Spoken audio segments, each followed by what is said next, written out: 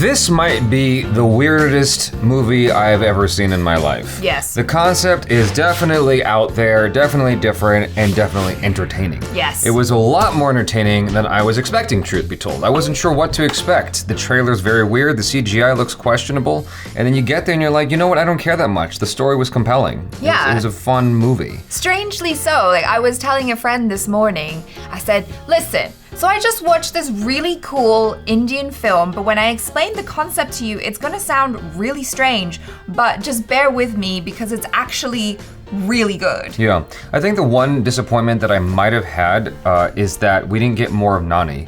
Yeah. Because like, obviously you couldn't have more of him, but it would have been cool if they found some kind of weird, I don't know, spiritual or science fiction-y kind of way to bring him back somehow. Yeah. Because, I mean, they reincarnated him into a fly, and at the end, they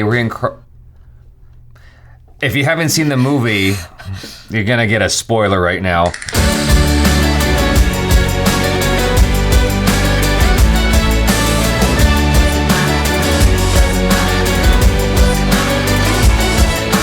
At the end, they reincarnated him into another fly or a mosquito or something like. A fly. Another fly. So it's like, but why not? Why that? Why not something else? Why not a human? Why not do what was it called? The Robin Williams film where he dies and then he's in heaven. I forgot What Dreams May Come. What Dreams May Come. Yeah. Like, why didn't they do something like that where they both die and then get reincarnated into like children or something like that? Yeah, I did think that, you know, that could have been something that was done, but they decided to go a different direction, and that's fine, I guess. Well, it sounds like they wanted to set it up for like a sequel in a way, and the sequel just never came as far as I know, unless you guys are telling me about something that's been in development or was planned for and then never came out. So this is the IMDb, just because it's in front of me, I feel like I need to read it. It says, a murdered man is reincarnated as a housefly and seeks to avenge his death. Now, he is not reincarnated as a housefly. He is reincarnated into a superfly.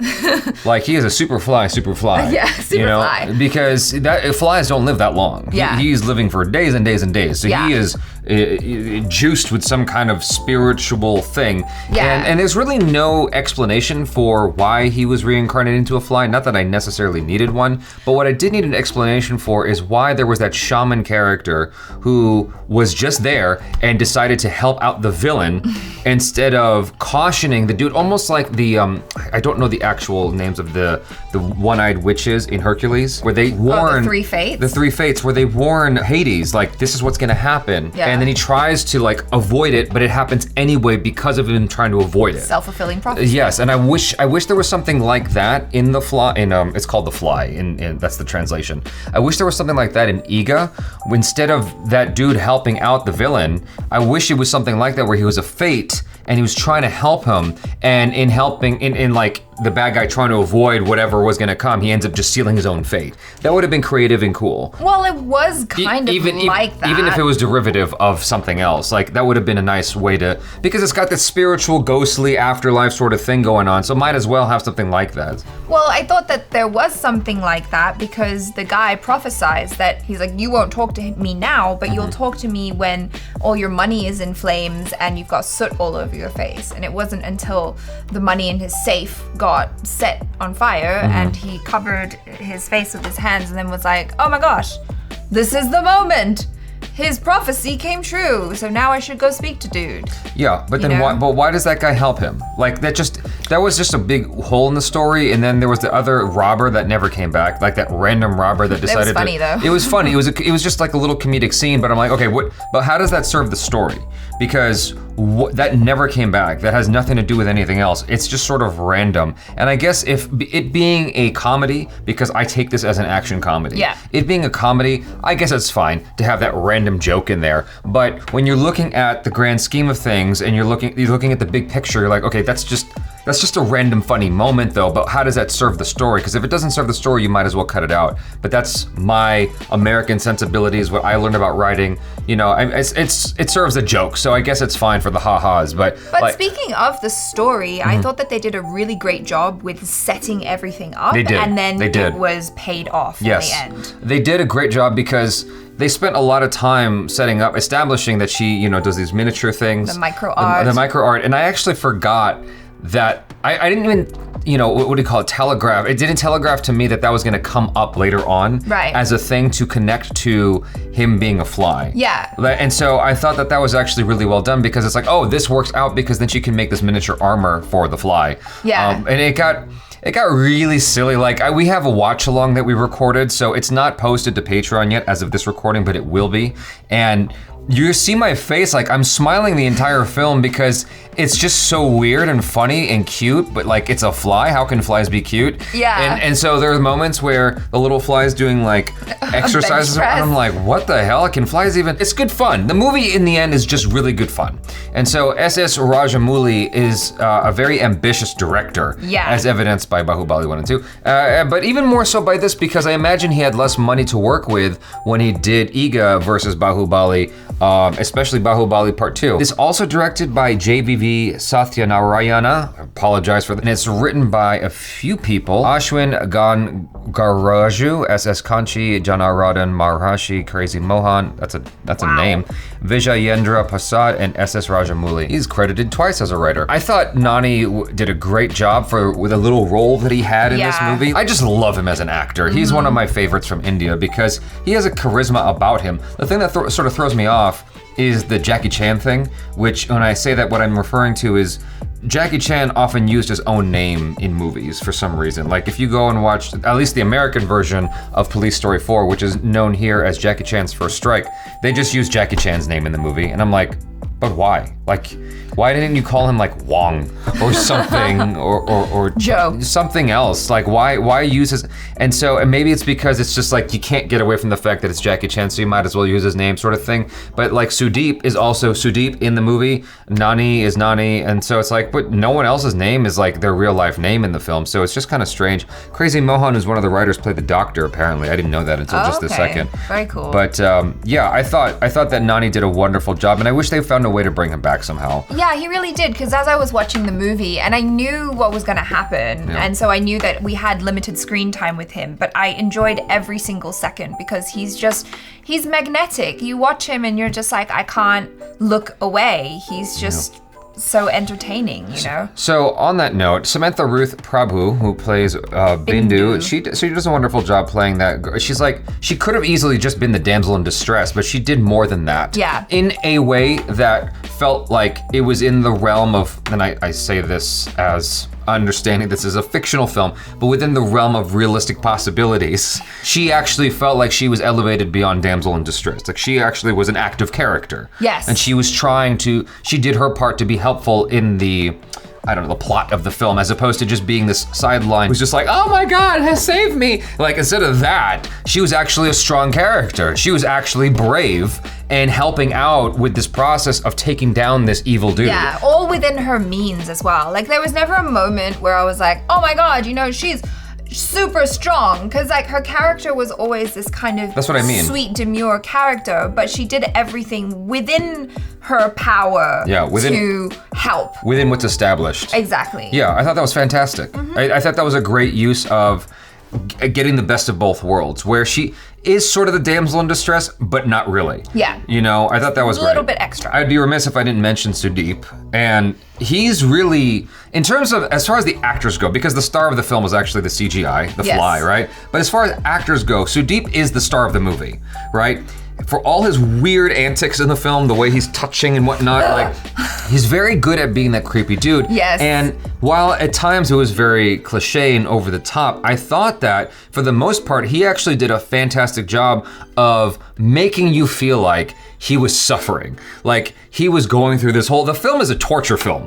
Yeah. When you get down to it. It's about him getting tortured for this crime that he did. And he does a great job of just like losing his mind, and he's just so enveloped in this insanity of trying to take on this fly. Like there's that scene in the boardroom where he's trying to keep his shit together. He's got the helmet on. He doesn't want to take it off, and then he does, and he starts seeing it, and everything he's saying is relating to flies somehow, and everyone in the room is like, what the hell? Yeah. But he keeps going back to that as if that's totally normal conversation, and then he starts attacking the people, not on purpose, but to kill the fly. Mm-hmm. And I thought the way he handled all that was actually great. I thought Sudeep did a fantastic job overall, especially towards the end, fun when they managed to bring it back around where he goes, take off my shoe and sock because he's gonna step on the fly the way he stepped on Nani's throat earlier in the film. The film did a really, really good job of bringing things back full circle. Yeah. And so he did an excellent job of fulfilling that role as the villain in the film and demonstrating vulnerability and weakness as the villain. While he was like, in the first act of the movie, while he was like the villain, I thought there was a little bit much, but then as the film went on, he grew on me as a bad guy. I thought he actually did a really, really good job, like I said, of being vulnerable. And that's actually really cool, and you don't see it that often. And I think just the story itself is so interesting, and it's almost like... And bizarre. Bizarre, like you don't really see too many stories like that, where it's literally, our hero is a fly. And what a great job did they did on the fly, because they gave it character. They really did. They anthropomorphized it so well that you're like, as you're watching it, you're cheering on this little CGI fly, and he's got all of those little moves, like when he does his hands, and you can see those like little expressions that he's doing, and you just buy into it 100%. Speaking of story and whatnot, Sudeep, there's this moment where he's sitting in the chair and his colleague is saying, "Oh, we need to pay off this thing over here because they're gonna try to get this money or whatever." Yeah. He said, "Well, no, one of the partners has to die," and he goes, "What are you gonna do? Commit suicide?" And then he realizes what's happening, and then Sudeep kills him. That was actually a very important kill to happen in the movie. And the reason why is because for a lot of the movie, you're just seeing Sudeep get tortured, and it gets to the point where you almost feel sorry for him, like Cersei Lannister. And it's like, you forget that this guy killed Nani. He also killed his wife. He also killed, well, yeah, I forgot about that. But you forget the heinous act that he did, because so much of the movie elapses that you haven't seen him do anything wrong for a very, very long time. You just see him get tortured. When that opportunity came to show him evil again, the filmmakers, the storytellers took it, and that was very effective because it reminded you, yeah, this guy's messed up, and you need to remember that because you want to see him go down. Yeah. And they also show that scene where the Fly is like suffering like John McClane, like where his wing gets chopped off and the needle goes through his hand, and then you see the girls getting messed up. Like, those are all excellent moments because there was a good portion of the film where the Fly is just kicking ass. And you needed, I wanted to see more vulnerability, like, okay, when he gets shot with the raid and he like falls into the plant, and thankfully there's like garden water that like saves him and whatnot. Like, that's a setback. And I think I needed one or two more setbacks in the story for it to be like a near perfect story. But like that moment towards the end where he kills his own partner, like that's sort of like cliche and, for action movies, but I think that it really served the story here to remind you, this is a bad dude. You want to see him go down, and you see him go down in the most epic way possible. The movie just doesn't hold back. I still just wish that they found a way to give it a what dreams may come sort of ending. Like, I would have preferred it if they all died in the explosion at the end. Yeah, I was genuinely surprised that Bindu made it out. I thought she would have died as well, and that would have been a great opportunity to have that reincarnation of them being together. But my question is, why the hell did Nani get reincarnated as a fly in the first place? He seems like he was a good person. I thought that in reincarnation, if you've done, good deeds in life, you get reincarnated as something better, but he got reincarnated as a fly, which is like the lowest thing. I thought the reason why was because it was the most effective at allowing him to do the maximum lethal damage while being stealth. I thought that was the reason, was to serve his purpose, which is to give revenge, payback, to give Sudeep his comeuppance in a way that you would least expect and that cannot be stopped.